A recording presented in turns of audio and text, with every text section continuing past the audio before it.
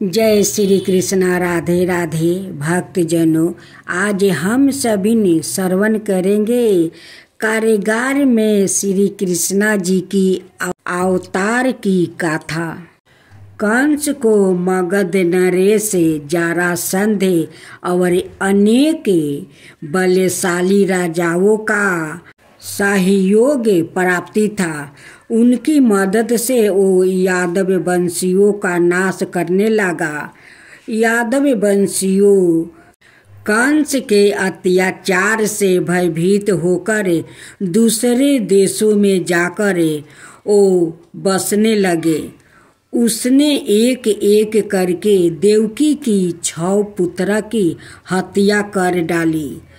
अंत में 7वां गर्भ के रूप में भगवान शेष जी देवकी के गर्भ से भगवान श्री कृष्णा ने अपनी योग माया को आदेश दिया कि तुम इस समय देवकी के गर्भ से स्थित शेष जी को रोहिणी के गर्भ में स्थापित कर दो।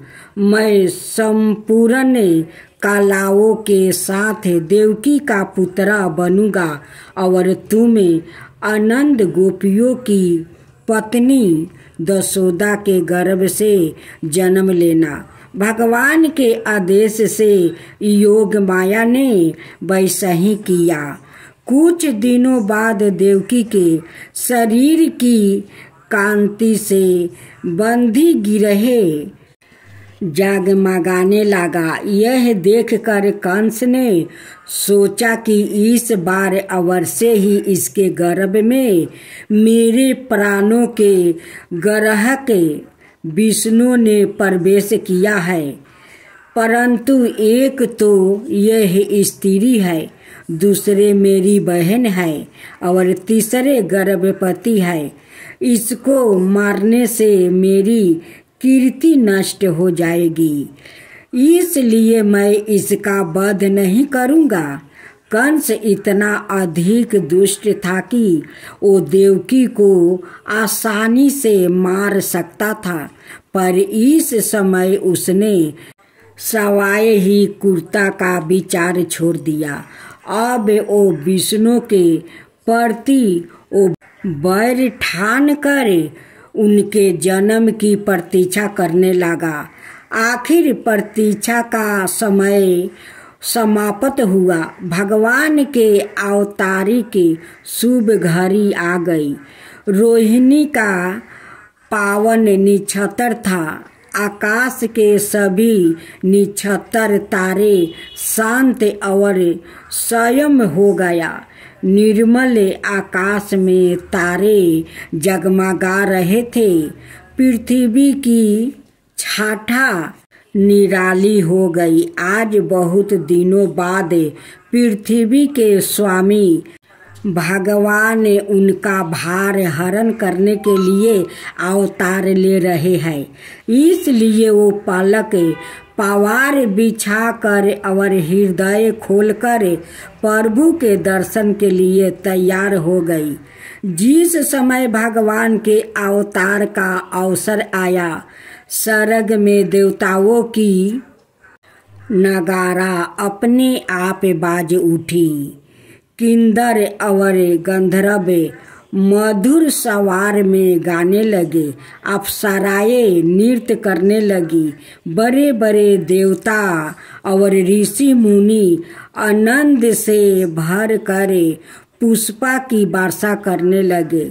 जल से भरे हुए बादल गरजना करने लगे। भाद्रपद के कृष्णा पक्ष की घोर अंधकारी आधी रात को तीनों लोकों के स्वामी भगवान श्री कृष्णा देवकी के गर्भ से प्रकट हुआ। वासुदेव जी ने देखा, उनके सामने एक अद्भुत बालक है। उसके नेत्रा कमल के समान कोमल और विशाल है और 4 सुंदर हाथों में शंख चक्र गदा और कमल लिए हुए है।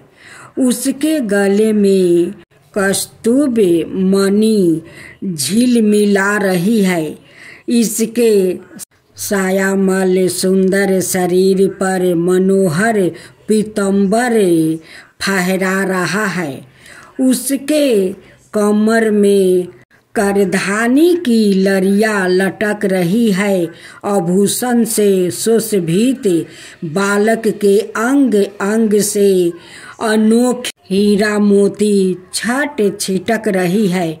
जब वासुदेव ने देखा कि मेरे पुत्रा रूप में साक्षात श्री हरि आए हैं, तो उनके आनंद का ठिकाना न रहा। उनका रोम रोम आनंद से भर गया। मन ही मन उन्होंने ब्राह्मणों को 10,000 गायें देने का संकल्प कर डाला। श्री कृष्णा की अंग कांति से छुतिका गिरहे जगमगाने लगा। वासुदेव ने श्री हरि के चरणों में शीश झुका दिया और स्तुति करने लगा। उनका सारा भय जाता रहा। माता देवकी ने कहा, प्रभु, पापी कंस को कहीं यह मालूम ना हो जाए कि आपका जन्म मेरे गर्भ से हुआ है। आपके लिए मैं कंस से बहुत दूर रही हूँ। आप अपने इस रूप को छिपाकर बालक रूप में हो जाइए।